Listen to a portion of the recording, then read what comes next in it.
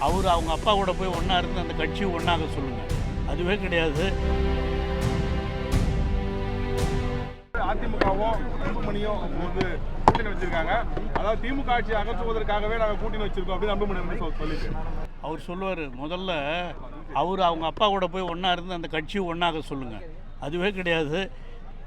தமிழக முதல்வர் தளபதி அவருடைய கழகத் தலைவருடைய தலைமையிலே அமைந்திருக்கிற கூட்டணி தான் வருகிற தேர்தலிலே மிகப்பெரிய வெற்றியை பெறும் என்பதை தமிழகத்து மக்கள் உணர்ந்திருக்கிறார்கள்.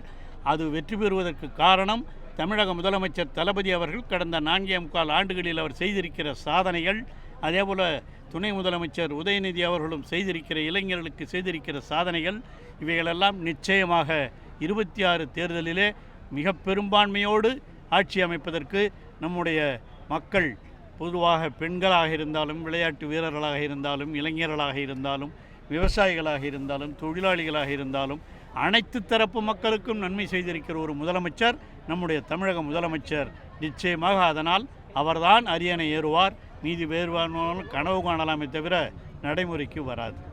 செய்திகளை உடனுக்குடன் தெரிந்து கொள்ள கீழ்கண்ட கேபிள் மற்றும் டிடிஹெச் நெட்வொர்க்குகளில் எம்நாடு செய்தி தொலைக்காட்சியை காணுங்கள்.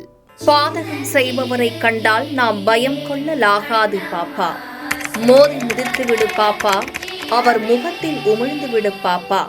அண்மை செய்திகளை உடனுக்குடன் தெரிந்து கொள்ள இணைந்திருங்கள் எம்நாடு தொலைக்காட்சியுடன்.